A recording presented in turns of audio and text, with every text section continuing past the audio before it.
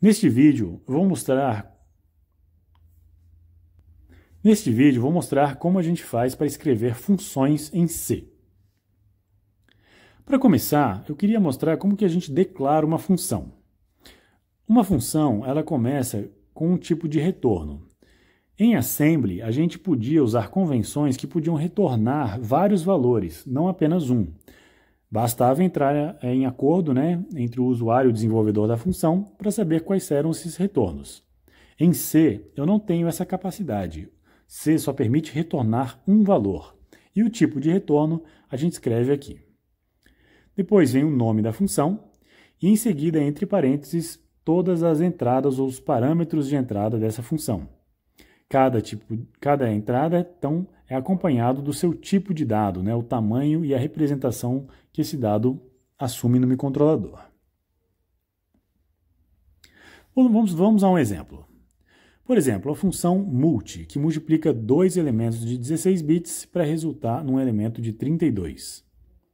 Eu vou criar um valor temporário de resultado, também de 32 bits, vou aplicar a multiplicação dos elementos A e B e vou retornar o valor do resultado. Essa função pode ser usada, por exemplo, dentro da rotina principal, main, da seguinte forma. Então, eu chamo a função com os parâmetros de entrada, aqui eu tenho o valor 32, eu quero multiplicar 32 por 658, e salvar o resultado dessa multiplicação em R. Em C, o compilador precisa conhecer a função antes dela ser usada. Então, para a gente usar a função aqui embaixo, o compilador ele lê o código de maneira linear de cima para baixo. Então, ao chegar nessa etapa aqui do código, o símbolo multi deve estar definido. Então, por isso a gente coloca a definição da função antes da rotina principal, da rotina main. Vamos ver como a gente faz essa implementação em Assembly, só para a gente poder comparar os elementos. Em Assembly, a gente tinha liberdade de definir as subrotinas depois da main. Então, os símbolos de labels poderiam ser definidos depois que você chama eles. Isso não tinha problema lá em Assembly. Só em C que isso é um problema. Então, para chamar a rotina multi na main, a gente vai inicializar R12 e R13 com os valores de 32 e 658. O resultado, então, deve estar em R12 e R13. Eu vou salvar, então, os registradores R4 e R5, porque é um resultado de 32 bits e eu preciso, então, de dois registradores. A rotina multi, ela, em Assembly, não tem a declaração dos parâmetros de entrada. Isso é um acordo, é uma convenção. E nessa convenção aqui, estou usando os registradores R12 e R13 para realizar a multiplicação usando o hardware dedicado. Então, movo R12 para o MPY, movo R13 para o OP2, espero o resultado ficar pronto. Quando ele ficar pronto, eu tiro o resultado dos registradores res0 e res1. Aproveito para salvar eles nos registradores R12 e R13, já que eles não têm mais nenhuma utilidade nesse momento do código. Por fim, retorno. Então, quais são as diferenças fundamentais aqui? Em Assembly, nós temos a capacidade de retornar mais de um argumento. Em C, não temos isso. Em Assembly, nós não temos como definir o protótipo da função, ou seja, de declarar quais são as entradas dessa função de maneira legível. É difícil, você tem que conhecer a convenção de passagem de parâmetros. E em Assembly é possível declarar uma subrotina depois da sua chamada no código-fonte. Se você quiser escrever uma subrotina depois de chamar ela na main, você vai precisar colocar uma declaração que essa subrotina existe, mas ela ainda não foi implementada.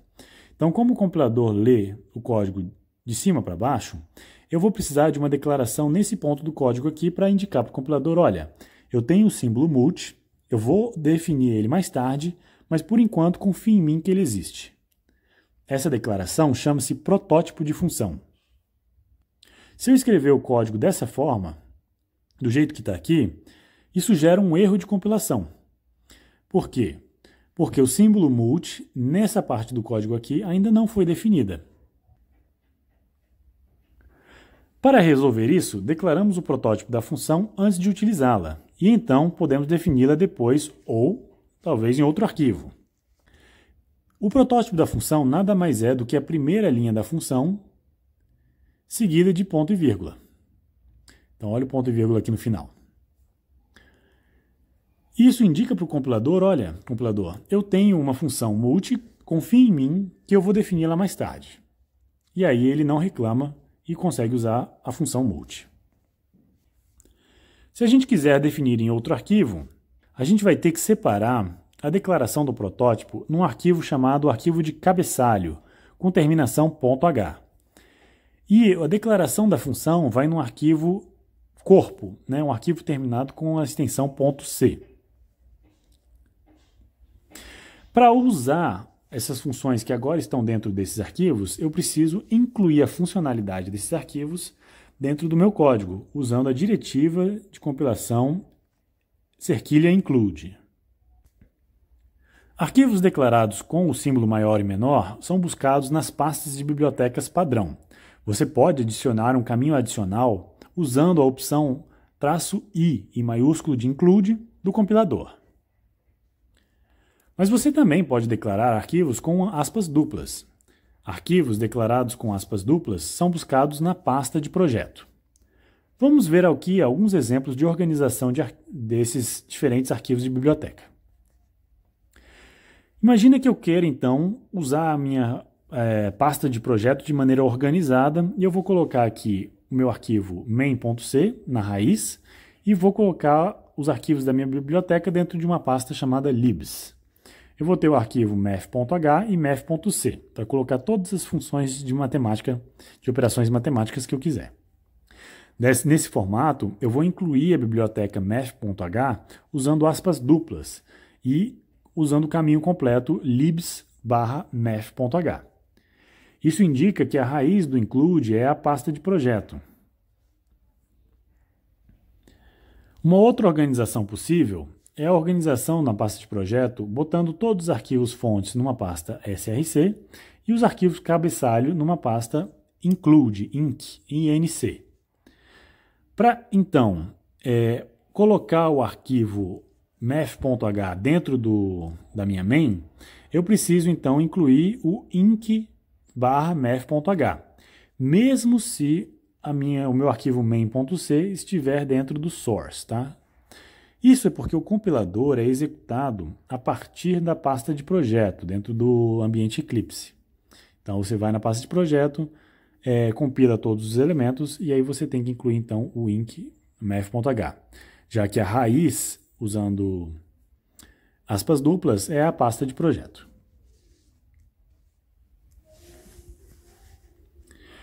Por fim, vamos ver como funciona a passagem de parâmetros em funções. Existem basicamente duas formas de passar parâmetros.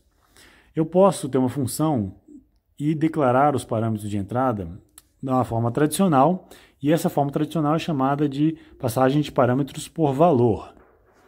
Quando eu chamo, imagina uma função que pega uma variável a e incrementa ela. Usando dessa forma, a variável a dentro do escopo da função, ela desaparece quando essa função termina. Então, não adianta eu passar um argumento para dentro dessa função, que o valor desse argumento não vai ser alterado.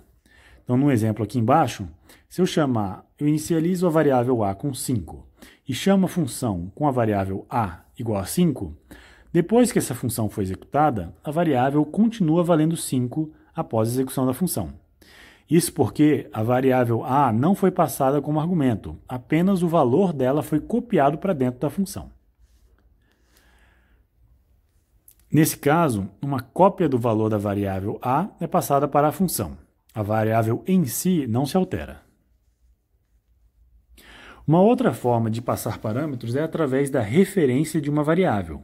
Então, nós vamos usar ponteiros. O asterisco, quando usado na declaração da variável ou no parâmetro da função, permite criar um ponteiro. O mesmo asterisco permite escrever no conteúdo do endereço, ou seja, ele dereferencia aquele elemento. Então, eu vou incrementar o conteúdo apontado por A. Então, eu vou passar um endereço de uma variável A, e dentro dessa variável, eu vou então alterar o conteúdo apontado por esse ponteiro. Na função main, eu vou ter então a mesma variável A sendo declarada e inicializada com 5, e aí eu chamo a função com o e-comercial A. O e-comercial recupera o endereço da variável a, permitindo que o ponteiro, que é parâmetro de entrada da função, receba um endereço e não um valor. Esse endereço é usado para modificar a variável a que está fora da função. Então, depois da execução da função, o valor de a é alterado para 6, diferente do exemplo anterior. E agora, por que usar ponteiros nos argumentos de uma função? Eu queria mostrar algumas justificativas para a gente usar ponteiros nos parâmetros de uma função. Olha esse exemplo. O exemplo da função stringcopy, né? strcpy. Essa é uma função que a gente encontra na biblioteca strings.h. Ela tem como parâmetro de entrada uma string e tem como parâmetro de saída uma string. Então, a gente pode pensar que os parâmetros de uma função são sempre de entrada e o retorno é sempre de saída. Mas isso não é verdade. Usando ponteiros, a gente pode passar a referência de uma variável na qual eu quero escrever, então uma variável de saída. Então, uma justificativa de usar um ponteiro como argumento de função é para definir uma saída. Mas eu poderia muito bem usar esse argumento como retorno e definir o tipo de retorno como um ponteiro. E aí eu teria uma saída de um endereço.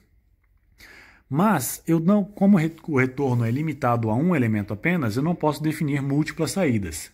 Então, se eu quiser uma função que tenha múltiplas saídas, eu devo usar ponteiros nos parâmetros dessa função.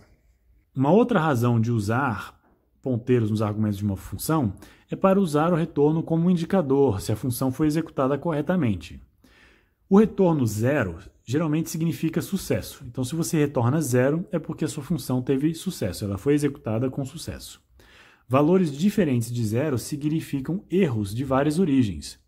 Pode ser que não tinha memória suficiente para gravar na string de saída.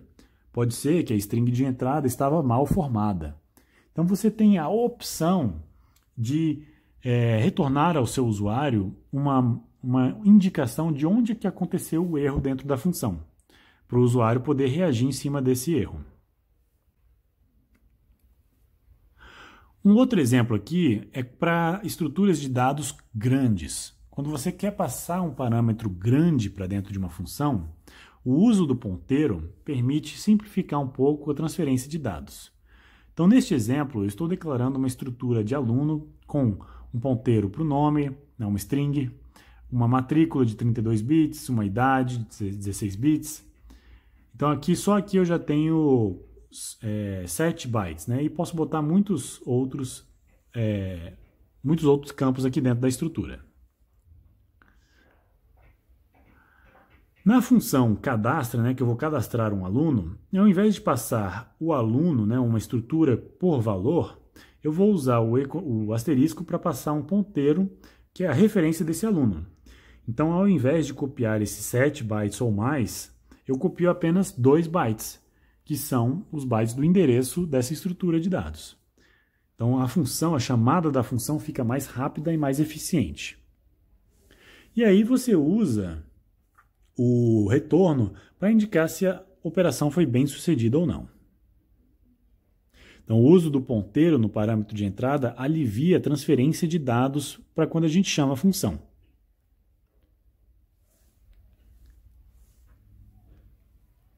Para terminar, eu queria mostrar o exemplo de como a gente acessa estruturas dentro de um ponteiro de uma struct. O operador ponto, que a gente viu na aula passada, para acessar os campos de uma struct, são alterados quando você usa um ponteiro para uma struct. Nesse caso, a gente vai usar o operador seta, que é traço maior que. O operador seta permite dereferenciar o ponteiro da struct e acessar o campo matrícula, né? E é isso, gente. Espero que vocês tenham aproveitado essa aula. Nos encontramos daqui a pouco na nossa aula síncrona. Até lá!